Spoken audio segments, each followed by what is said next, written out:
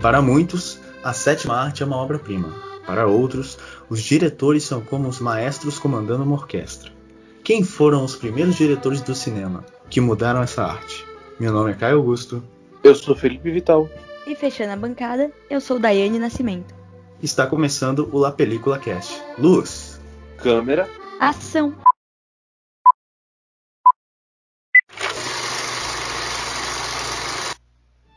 Nossa história começa em 28 de dezembro de 1895, quando os irmãos Lumière apresentaram ao mundo o cinematógrafo, um objeto capaz de captar e projetar imagens.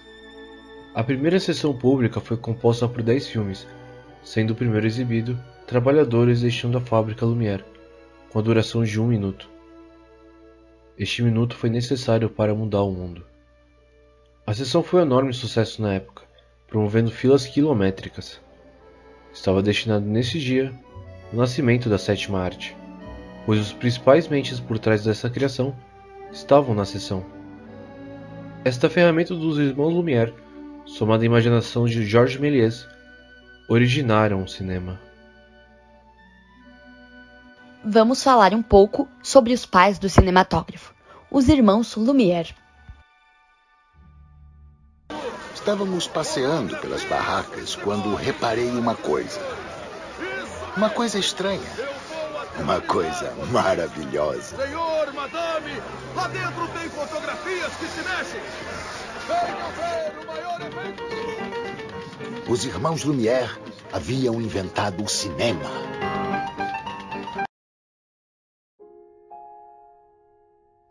Nascidos em Lyon, França, os irmãos Auguste e Louis Lumière foram os inventores do cinematógrafo, sendo frequentemente referidos como os pais do cinema. A dupla cresceu imersa no universo da imagem, pois eram filhos de Antoine Lumière, um pintor de retratos e fotógrafo que tinha um pequeno negócio de chapas fotográficas, que viria a se tornar uma fábrica, a Fábrica Lumière. Então, em 1881, aos 17 anos, Louis começou a se especializar nessa tecnologia, impulsionando as vendas. Alguns anos depois, Antoine conheceu o cinetoscópio de Thomas Edison, que projetava filmes apenas para uma pessoa por vez através de um olho mágico. Curioso, o fotógrafo imaginou como seria ampliar essa visão para uma sala inteira e incentivou seus filhos a criarem a invenção. Em 1892, Antoine deixou a fábrica entregue aos filhos. O cinematógrafo era leve, portátil e funcionava de forma simples. Um filme perfurado de 35 mm de largura passava pelo obturador por meio de uma manivela, que devia completar 2 voltas a cada segundo, garantindo o ritmo. Em 28 de dezembro de 1895, foi apresentado ao público o primeiro cinematógrafo, uma máquina que captava, revelava e projetava filmes. Considerado o marco zero do cinema, o equipamento criado pelos franceses causou uma revolução na sétima arte. Após a histórica primeira exibição, ocorrida no final de 1895, foi a vez de outra data entrar para a história. Em 6 de janeiro de 1896, entrou para a história como a primeira exibição pública comercial de um filme. O bilhete custava 1 franco, e para essa exibição, o filme mostrado foi a chegada do trem à estação. O resultado foi tão realista que o público saiu correndo quando viu a cena de um trem se aproximando.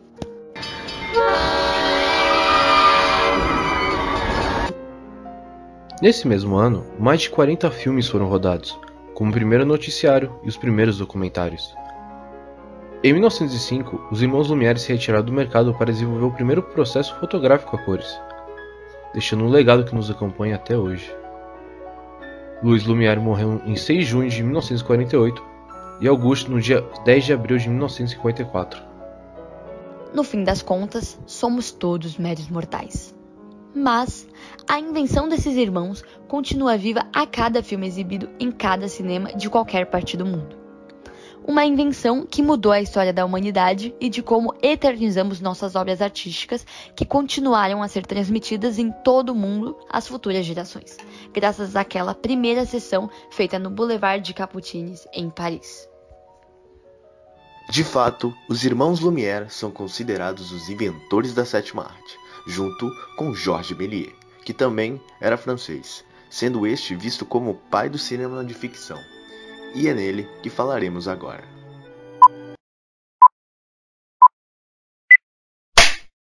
Eu comecei como mágico. Devo dizer que fazíamos muito sucesso, até tínhamos o nosso próprio teatro.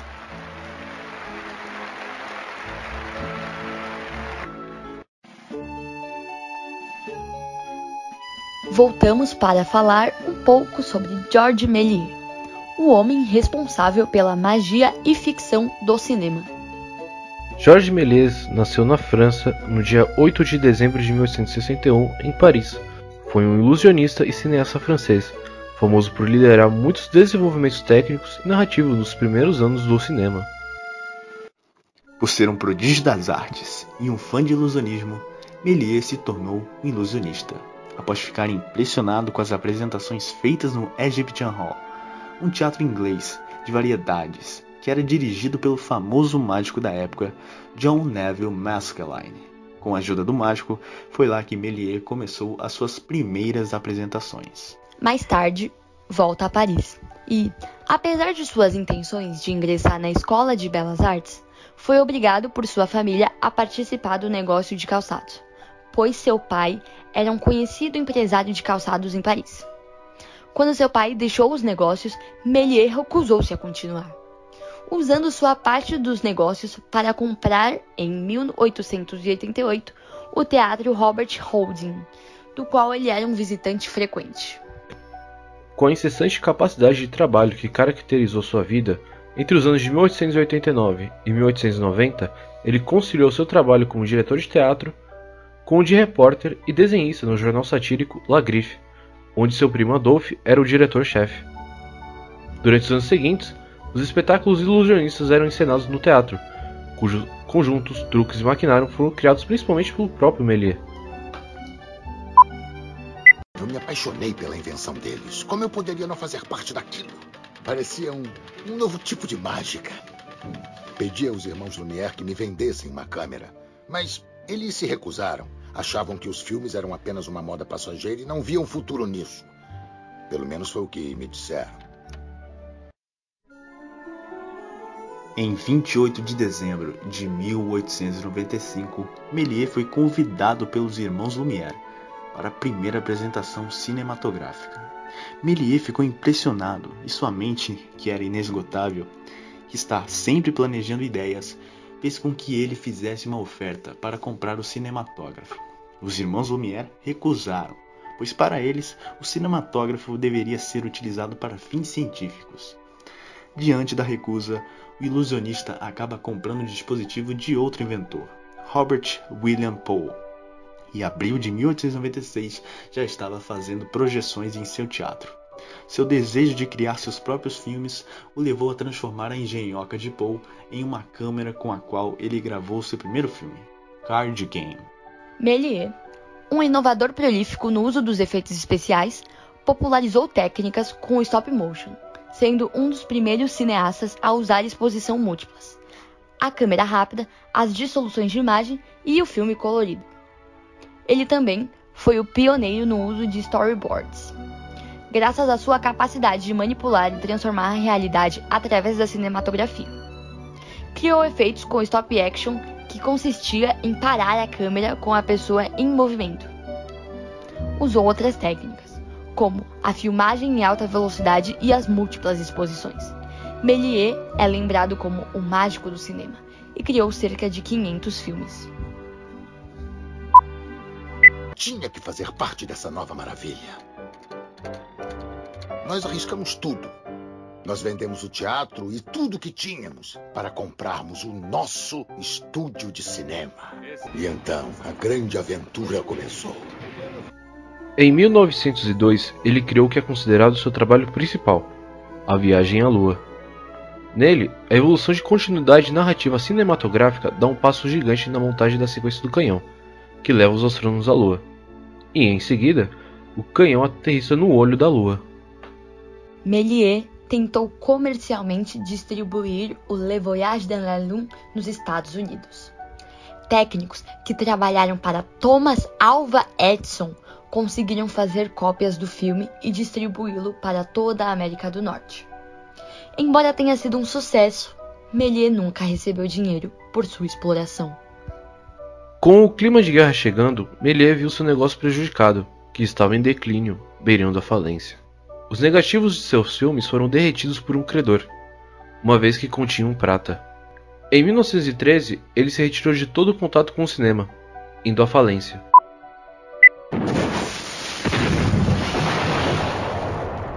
Mas aí veio a guerra, e a juventude e a esperança chegaram ao fim. O mundo não tinha mais tempo para truques mágicos e exibições de filmes. Os soldados que voltavam, depois de verem tanta realidade, se entediavam com os meus filmes. Os gostos tinham mudado, mas eu não tinha mudado com eles. Ninguém mais queria ver os meus filmes. Com o tempo, não pude mais pagar os atores, nem manter o negócio de pé. E então o meu castelo encantado ruiu. Tudo estava perdido. Uma noite, num desespero atroz, eu queimei todos os meus cenários e figurinos antigos. Fui forçado a vender meus filmes a uma companhia que os derretia para usar as substâncias químicas. Essas substâncias eram usadas para fazer saltos de sapato. Com o pouco dinheiro que ganhei da venda dos filmes, eu comprei a loja de brinquedos. E lá eu permaneci. Georges Méliès foi sim um dos pais do cinema. E sua importância não estava com as invenções das máquinas que possibilitaram as imagens serem transmitidas nas paredes. Sua maior contribuição para o cinema foi justamente ser um visionário e ter a noção que o cinema poderia ser usado como um instrumento de criações de histórias, poder fantasiá-las e tornar a magia real ao alcance do público. Esse mesmo sentimento está até hoje em cada diretor que decide fazer um novo filme e chega até o espectador quando ele espera até o fim da fila para garantir o ingresso e poder enfim apreciar sua criação. A maior contribuição de Georges Méliès para o cinema foi transformá-lo em arte. Méliès morreu em Paris, aos 76 anos, em 1938. Pouco antes de sua morte, Henri Langlois, criador da Cinemateca Francesa, recuperou e restaurou parte de seus filmes. Ver um pouco sobre as histórias desses grandes diretores é importante para relembrar sua importância para o cinema, já que sem eles, a história poderia ser outra. E agora, vamos entrevistar o professor do Mackenzie, Daniel de Tomás. Ele vai esclarecer algumas das nossas dúvidas e a do público, e vai contar um pouquinho sobre os irmãos Lumière e Georges Méliès. Boa tarde, professor. Olá, pessoal do podcast La Película. Obrigado aí pelo convite em participar dessa entrevista, né? Você acha que o fato dos irmãos Lumière serem franceses e no primeiro momento terem desenvolvido algo apenas no país natal fez com que o cinema francês tivesse uma vantagem no desenvolvimento cinematográfico? Então, aí respondendo já a primeira pergunta, né? É claro que num primeiro momento, por ser uma invenção ali patenteada por eles, né, o cinematógrafo e tal, e depois os primeiros filmes mudos, né, que foram exibidos, como aquele trem, os trabalhadores saindo da fábrica, então são imagens históricas desse primeiro momento em que o cinema era apenas uma curiosidade tecnológica, né? Ninguém sabia o que aquilo se tornaria com o tempo. Então, se a França teve alguma vantagem, talvez tenha sido lá no comecinho, mas depois que essa tecnologia, essa arte foram incorporadas pelos estúdios de Hollywood, nos Estados Unidos, então a França perdeu essa vantagem, que inclusive vários diretores europeus, né, foram para os Estados Unidos e deslocaram todo esse conhecimento que eles tinham, não só no cinema também, mas em artes cênicas, em outras artes, né, que havia ali de forma bem estruturada na Europa como um todo. Eles também levaram todo esse conhecimento para os Estados Unidos, porque lá tinha tinha mercado de trabalho, né? Enquanto que a Europa estava passando pela Segunda Guerra Mundial, Primeira e Segunda Guerra Mundial, e muita gente estava fugindo, principalmente os judeus, né? Estavam fugindo. Esses diretores, roteiristas, produtores, compositores europeus que migraram para os Estados Unidos, e isso fez com que os Estados Unidos se tornasse a maior potência cinematográfica até hoje, né? Professor, você acha que Georges Méliès foi injustiçado por suas obras não serem reconhecidas na sua época? Bom, pessoal, essa pergunta sobre Georges Méliès, acho que eu já me referi anteriormente como sendo o Georges Méliès como sendo um visionário, né? Realmente, se a gente pensar que foi ele, vamos dizer, que abriu essa fronteira do cinema para cenários inimagináveis, que deram origem, por exemplo, hoje, né, no século XXI, a criaturas como o Thanos, né? Em planetas, em galáxias em que os bichos falam, né? Robôs e pessoas convivem normalmente. Nossa, nós devemos muito à sua capacidade de vislumbrar naquele início do cinema uma possibilidade de representação artística infinita, né? Falar em injustiça, né? A gente querer achar culpado. Quem é culpado de não saber o que ia dar? Ninguém sabe. A gente nunca sabe o que as coisas, o que as coisas vão proporcionar, o que vai acontecer, como é que isso vai se repercutir. Então é relativo, né? Você querer criar justiça para pessoas que não tinham conhecimento, não imaginavam como seria o cinema. Sempre vão ter aqueles que não vão ser devidamente valorizados na sua época. Qual momento da história do cinema você acha que é o mais importante? Essa pergunta, né? Qual é o momento mais importante da história do cinema? Eu acho que a resposta seria: não há um momento mais importante. O cinema é uma coisa dinâmica, ela não é estática, né? Então, estático seria: esse período foi importante e acabou. Não, foi importante para o surgimento de um outro período. Então, quando você vai estudar um pouco a história do cinema, você vai ver que uma fase dialoga com a anterior, né? Quando a gente está saturado, um determinado movimento do cinema está muito saturado, aí vem um outro que procura responder àquela saturação com outras visões, com outras construções audiovisuais, com outras propostas.